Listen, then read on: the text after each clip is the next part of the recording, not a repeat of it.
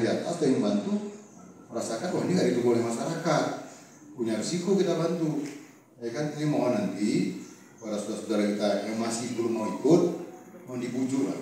Saudaraku, Kampung Nosar di Kecamatan Bintang, Aceh Tengah selama ini dikenal sebagai salah satu sentra utama penghasil bawang merah lokal.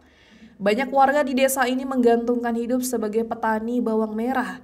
Namun akhir-akhir ini para petani dihadapkan pada masalah serius, serangan hama ulat gerayak yang merusak tanaman mereka. Melihat kondisi tersebut, sejumlah peneliti dari Universitas Syah Kuala turun langsung ke lapangan untuk membantu para petani. Kegiatan ini dihadiri oleh sejumlah akademisi ternama seperti Profesor Dr. Darusman, Dr. Afliansyah Yulianur, Profesor Dr. Said Musnadi, serta Profesor Dr. Rina Sriwati, yang juga menjabat sebagai Ketua Program Studi Doktor Ilmu Pertanian USK. Melihat langsung kondisi lahan petani yang diserang hama, banyak tanaman bawang rusak karena ulat gerayak.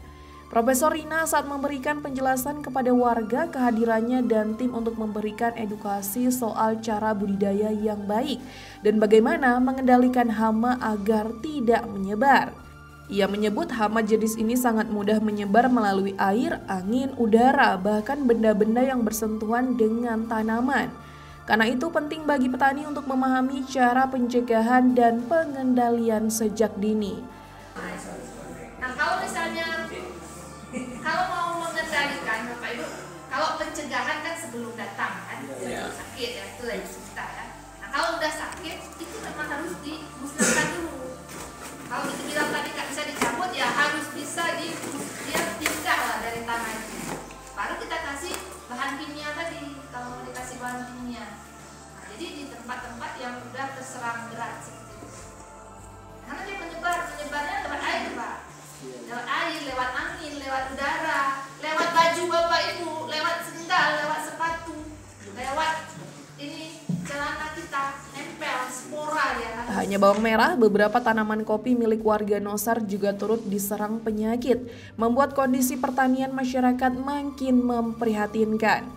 Kegiatan pendampingan ini juga dihadiri oleh tokoh-tokoh masyarakat seperti Reje Mude Nosar, Reje Kejurun Syah Utama, aparat Mukim, Genap Mupakat, dan para pemuda setempat. Setelah sesi penyuluhan, para peneliti bersama aparat kampung turun langsung ke lahan pertanian untuk melihat kondisi nyata dan memberikan arahan di lapangan. Mengusung tema penguatan kelompok tani penanam bawang merah dengan pemberian biokar cangkang kopi dan mitigasi hama penyakit.